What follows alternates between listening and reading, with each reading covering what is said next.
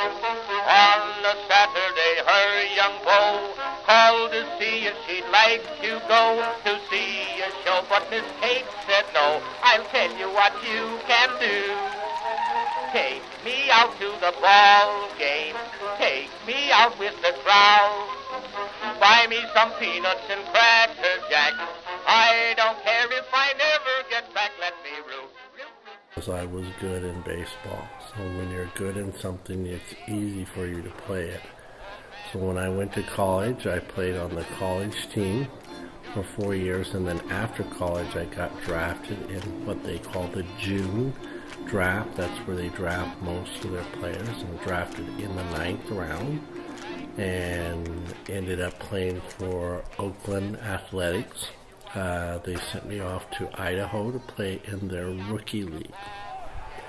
The best day was getting drafted, and the most difficult day was the day they cut me. Hi, I'm Juliana Farrow, and that was my dad, Doug. I know most aspects of my dad's life story, where he grew up, went to college, how he met my mom, but there is one topic I'm not very well versed on, and that is his baseball career. So, I decided to interview him about it. So, Dad, let's start from the beginning. When did you first start playing baseball? I grew up in Taos, New Mexico, and started playing baseball when I was probably 7 years old.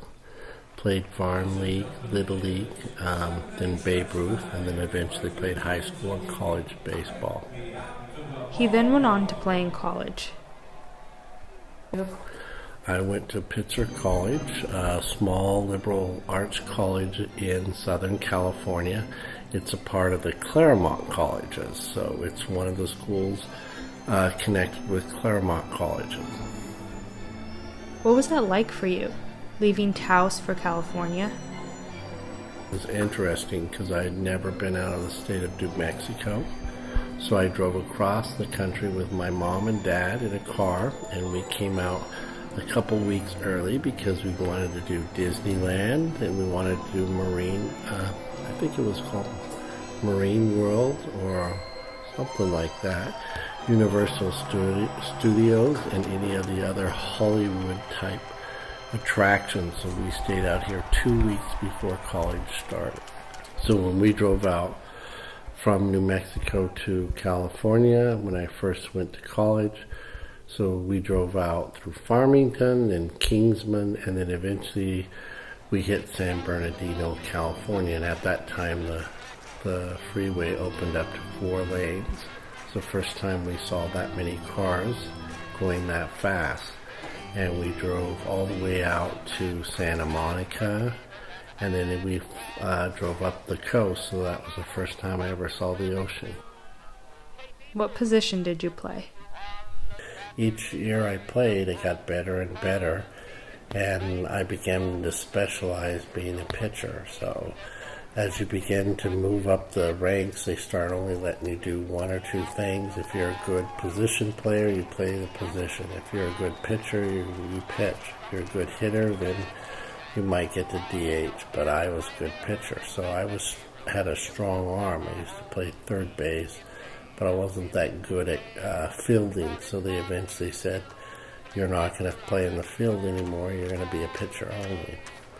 And I had a very strong arm. I threw the ball about 95 plus, and threw a lot of curves and sliders, and so in college it was hard for the teams to hit me because of the way I changed up my fastball. And throwing at that kind of speed in college, that's pretty good. My dad then went on to tell me about getting drafted. Drafted the rookie team because it's in June, so you can only play 3 or 4 months before the season. So they have a bunch of names, and the teams come together and they start picking people, and so Oakland picked me.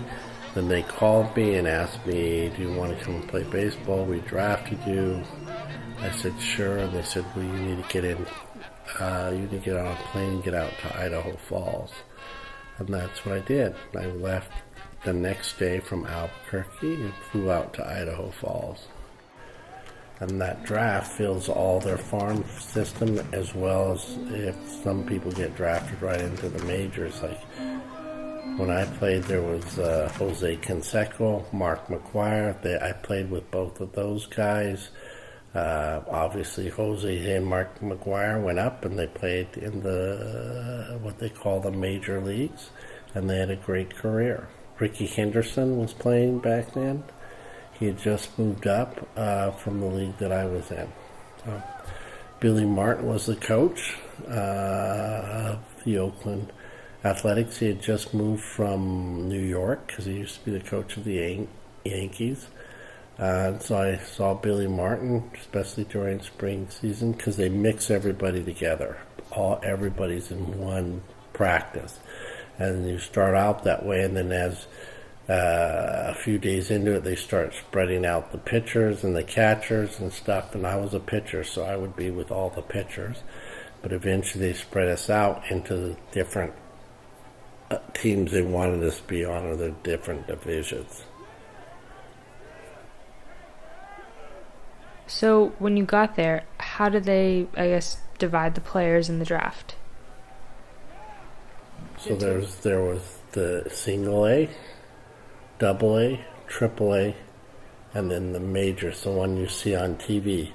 So when they bring you all back to spring training, they put you all together.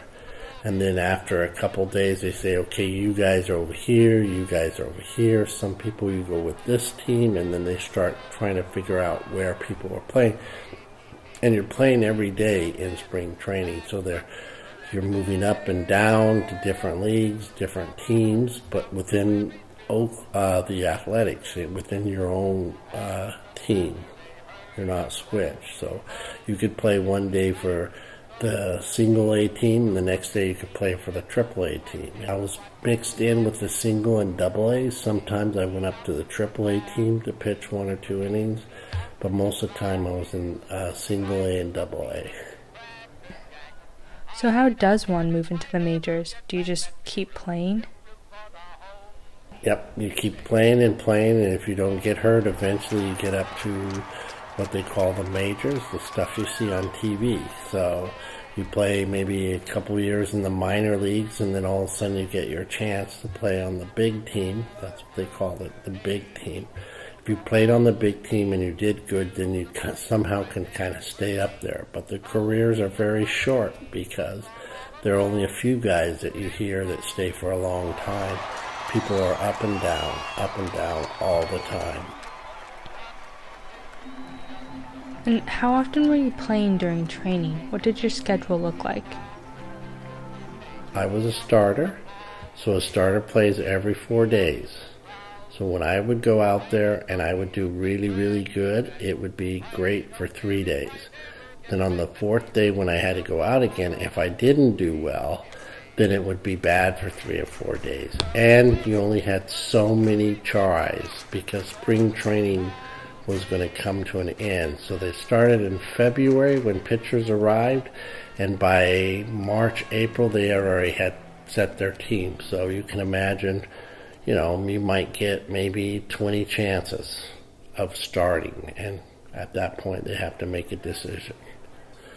It was interesting. You basically, if you had a good day, you were happy. If you had a bad day, a good day for me would be struck out a few people, nobody got a hit. That would be a good day. Bad day, maybe somebody hit a home run, you couldn't strike anybody out, they'd have to take you out. And so you would have ups and downs. One day you're really happy when you had a good outing, and you're really down when you have a bad outing. But you want to get back out there. So as a pitcher, you didn't play every day. So if you had a really good start, you would really enjoy that for a couple of days. Then when you got back out, you had a bad outing, then you would want to be out there the next day, and they wouldn't put you out there. You'd have to wait for a couple days before it was your turn again. But at the end, they made the decisions based on what they thought the future of their team. Sometime during training, my dad hurt his pitching arm. It was a nerve in my right arm because I was a pitcher. So as a pitcher, I was a starter when I was drafted, so I played every 4 days, and I hurt it up in Canada. I think it was Calgary, Canada. It was cold one night, and I was pitching, and the next day I woke up, my arm was in bad shape. So, what happened?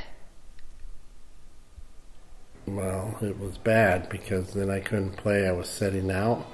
Everybody else was getting moved up because competition is fierce, so everybody gets moved up. It's either up or out, and so it was really tough to see other people coming, and they're moving up, and other people are getting cut, and then, so you want to get back in and play. So it was bad sitting on the sidelines because you were trying to get yourself in a position so you could play again, and you had to be careful because you want to play, you were still probably hurt, that would have been bad, so you had to wait till you were healed. Eventually, at the end of training, my dad was asked to go home. But it was tough because when they cut me on the last day of spring training, so all the teams were set and all the teams were left. They left to their different cities. So it would have been tough. I guess I could have went to, Europe maybe, or maybe I could have went to down somewhere in Mexico or something, but I didn't want to do that. So I just said that was the end of my baseball career. Did you ever want any of your kids to play baseball?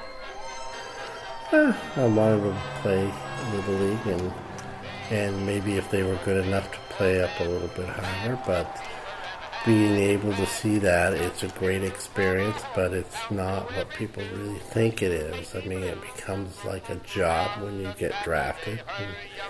It's really competitive, so you have to be pretty good, and it can be disappointing if you're not very good. And now you're an accountant, which is a very different career path. Did you ever once think that you would be an accountant? I never thought I would be doing accounting whenever I came out of school. Although my dad's baseball career was short-lived, it was a defining chapter of his life, a chapter which I was glad I had the opportunity to discuss with him.